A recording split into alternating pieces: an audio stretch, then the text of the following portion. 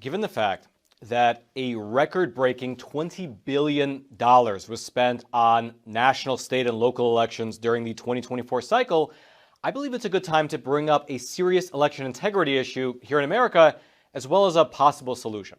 Now, the issue has to do with the fact that both wealthy Americans, including billionaires and multimillionaires, as well as even foreign billionaires and multimillionaires, are able to shape our local elections, including our local referendums and our local ballot initiatives, by simply using a lot of money.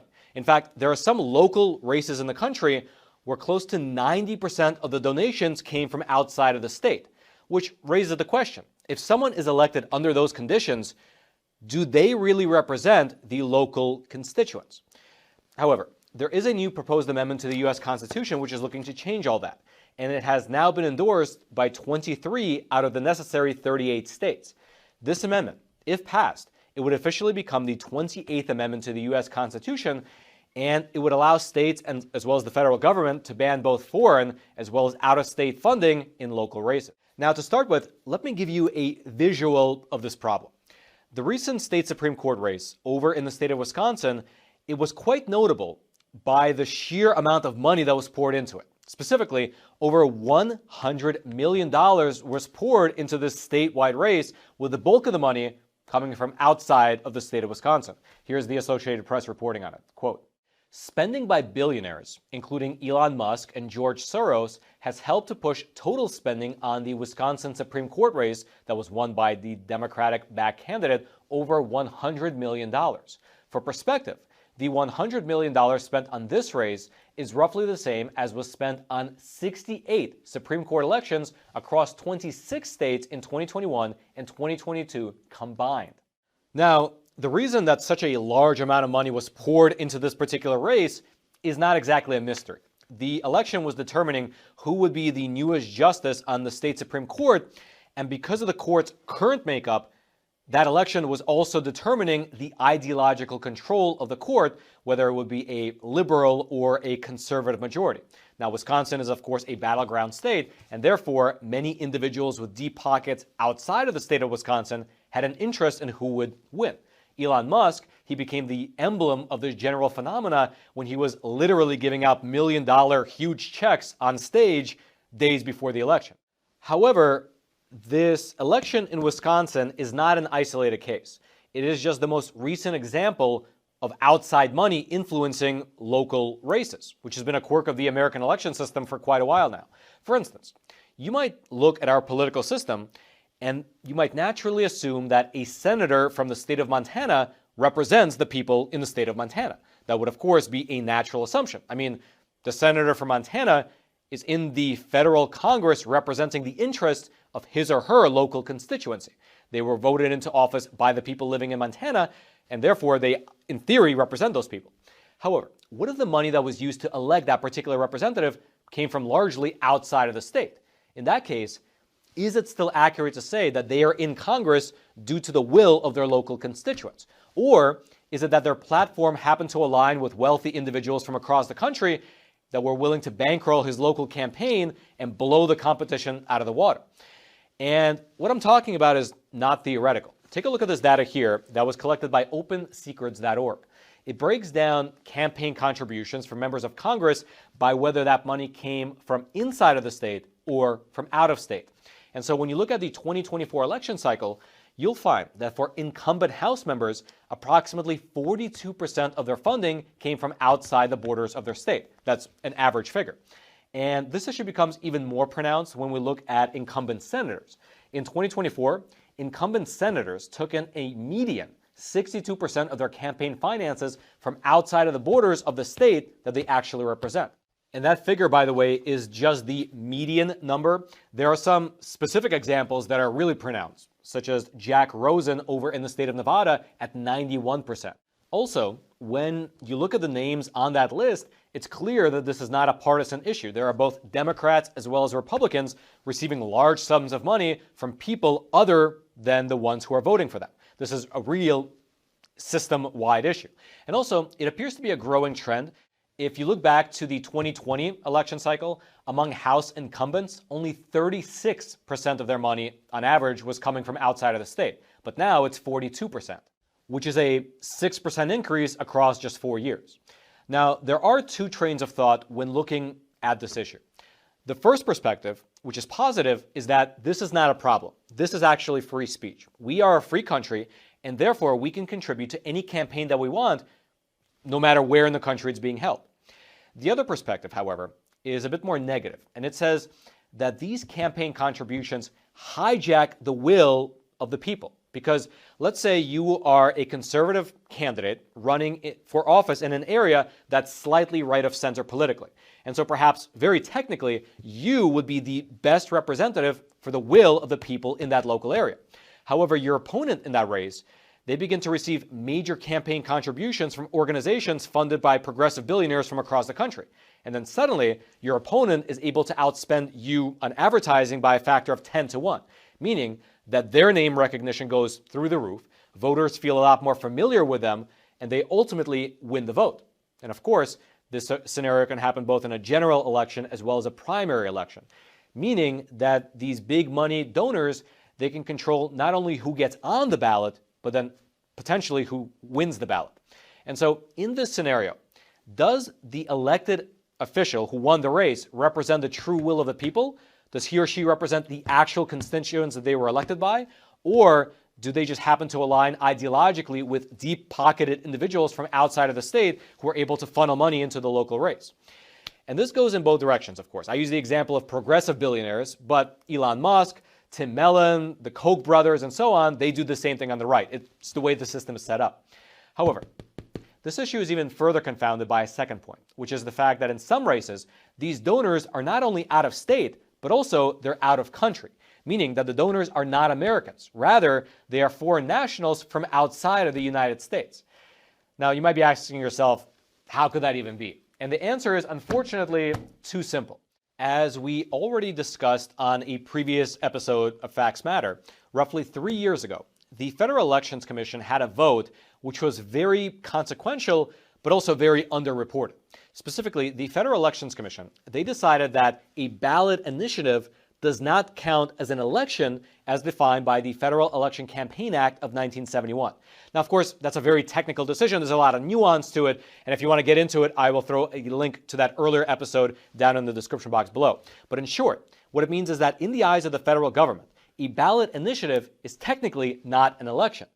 And the reason that this is so important is because it flung the door wide open for foreign nationals to be able to fund ballot initiatives, referendums, recalls, and even congressional redistricting, meaning that, quite literally, a wealthy foreigner in another country can influence how an American state's congressional map is drawn up. Because again, these things are now technically not regarded by the federal government as quote-unquote elections. And so foreign nationals can contribute to them. And what this means in practice is that foreign nationals, which is again, citizens and organizations from China, Iran, Spain, Canada, France, Germany, and so on, they can fund signature collecting drives, recall petitions, referendum campaigns, and they can financially support different campaigns that can either change the existing laws or introduce new laws. In some states, you can use ballot initiatives to even amend the state constitution. And so with this new rule in place, it means that not only can Elon Musk fund all these initiatives, but citizens of other countries can get in on the action as well. And they already have. For instance, in the state of Maine, there was a Canadian power company across the border which spent $10 million to finance the opposition to a ballot referendum. Now, that particular referendum, it was trying to close down a power plant project, but the Canadian power company, which had financial incentives to keep the project going, spent millions of dollars to convince the American citizens who are voting on it within the state of Maine to vote against it. And this is where things got interesting, because the Maine legislature, which was controlled by Democrats at the time, was not happy about that. They were not thrilled with having a foreign Canadian company pouring millions of dollars into their local referendum election. And so they voted and passed a bipartisan bill to ban foreign funding of their local elections. However, that piece of legislation, when it reached the desk of Ms. Janet Mills, the governor of Maine, who also is a Democrat, she vetoed it. She killed the bill, and this was her reasoning. Quote, "Entities with direct foreign investment employ thousands of Mainers. legislation that could bar these entities from any form of participation in a referendum is offensive to the democratic process, which depends on a free and unfettered exchange of ideas, information, and opinion. Which, when you're talking about Canada, sounds okay because it's Canada, we're very close, very similar cultures, but this opens the door to other countries as well, like China and Iran. And so amidst the backdrop of out-of-state as well as out-of-country funding of America's elections, a new amendment to the U.S. Constitution is, you can say, roaring across the country, and it has now been endorsed by 23 out of the necessary 38 states. This amendment, once passed, would become the 28th Amendment to the U.S. Constitution, and it would allow the banning of both foreign as well as out-of-state funding in local races.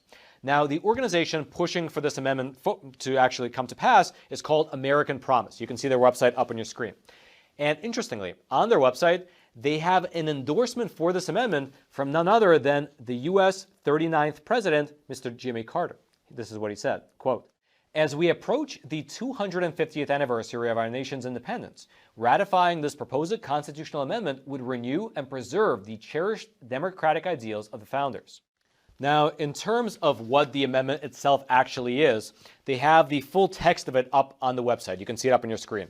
It's fairly short and broken up into 3 sections. If you want, you can actually pause the video right now to just read it in its entirety. But basically, what it does is that it gives both Congress as well as the states explicit power to regulate who can and cannot contribute to election campaigns. This would then open the door for states to be able to decide whether or not they want out-of-state money to be able to come in and influence their local elections. Now, as of this recording, 23 out of the necessary 38 state legislatures have endorsed the amendment, and up on your screen you can see a map of the states which have done so. Those are the ones marked in yellow. The ones then marked in blue are the states which have yet to endorse this amendment.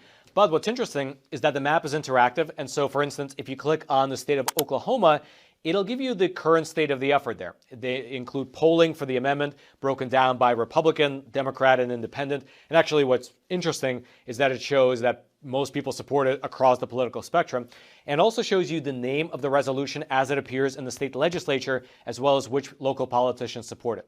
And so that's where we're currently at. In 2024, election spending totaled more than $20 billion across the whole board. A large swath of that funding, at least in the local races, came from out of state. And now you have a constitutional amendment working its way through the slow, grinding ratification process that could feasibly change all that. If you'd like to learn more about the American Promise, as well as their effort to get the 28th Amendment passed, well, I'll throw all the links down into the description box below if you want to dig into the weeds for yourself. And actually, I'd love to know your thoughts. Do you support this type of an amendment? Do you think it's a good idea? Or do you believe that in the context of elections, giving people money is a form of free speech and should not be curtailed regardless of how local a race happens to be?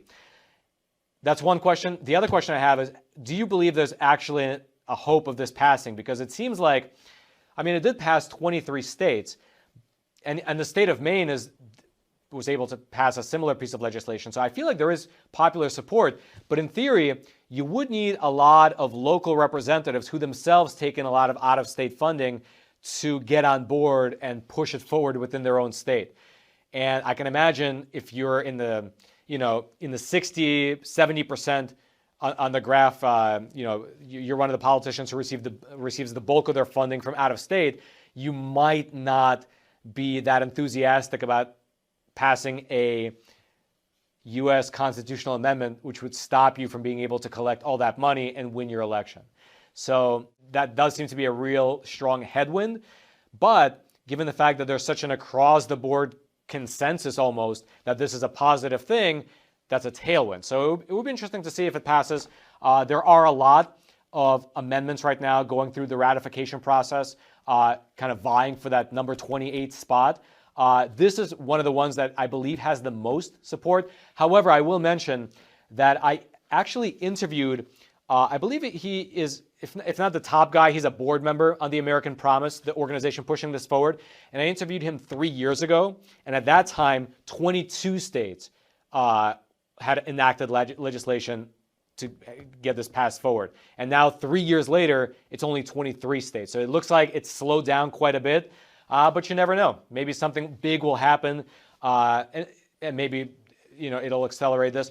One thing I will mention is that this really just in the public consciousness does seem to be a bipartisan issue, because on the right, you of course have people calling out George Soros and all the wealthy billionaires, and even like the tech workers in Silicon Valley. When you look at their political spending, it's overwhelmingly going to Democrats, and it's not only Democrats in their local races. It goes throughout the whole country. So that's that. But on the left, you have the same complaint against like Elon Musk, the Koch brothers. And so it seems like you have the exact same complaint on both sides. And so in theory, this type of a constitutional amendment would represent the will of at least what people say they want. So it would be interesting to see if it passes. If you're interested in learning more, again, the links will be down there in the description box below. And then until next time, I'm your host, Roman from the Epoch Times. Stay informed, and most importantly, stay free.